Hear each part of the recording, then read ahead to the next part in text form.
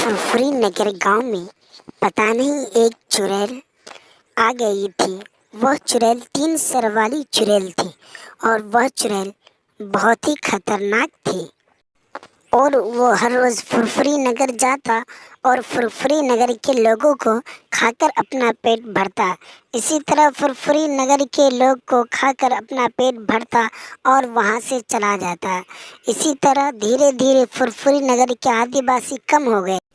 तो यह बात इंस्पेक्टर चिंगम सर को पता चलता है।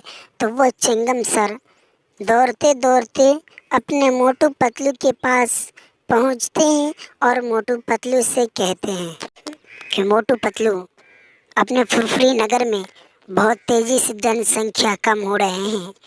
वो 3 सर वाली हर रोज़ आती है और एक एक को खाकर अपना पेट भरती है। तो मोटू पतलू, इस पे क्या कहेंगे आप, बोलिए।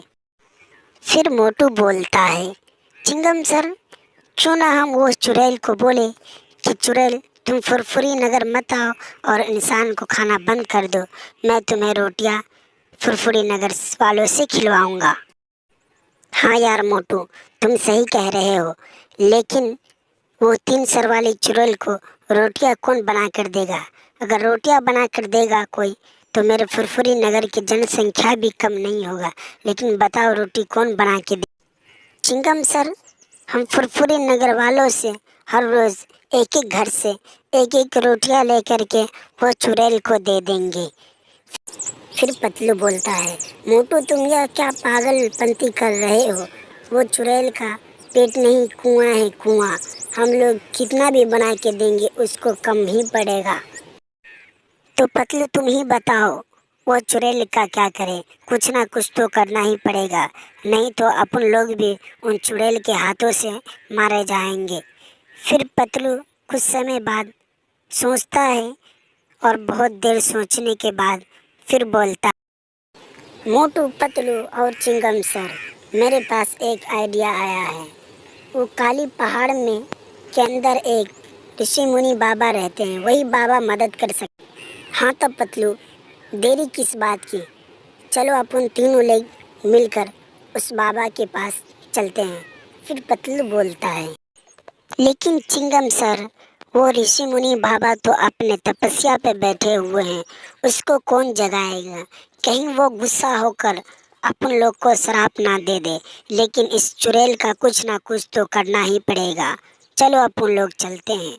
फिर चिंगम सर और मोटू पतलू भी उस बाबे के पास बहुत दूर चलने के बाद पहुंच जाते हैं। लेकिन वह तीनों ऋषि मुनि बाबा के पास पहुंच जाते हैं और वहां पर जाकर चुपचाप खड़े रहते हैं।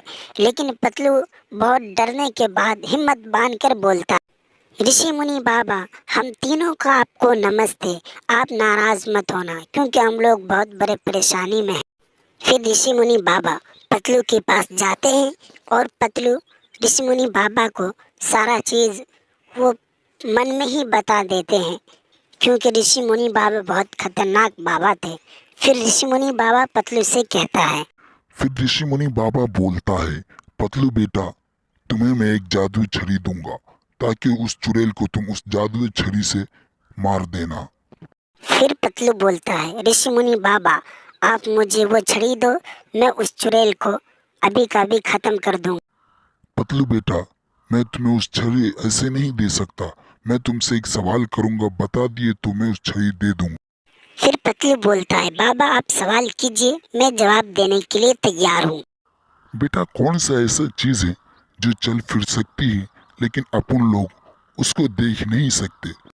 तो पतलू बहुत सोचने के बाद ऋषि मुनि बाबा को यह जवाब देते हैं।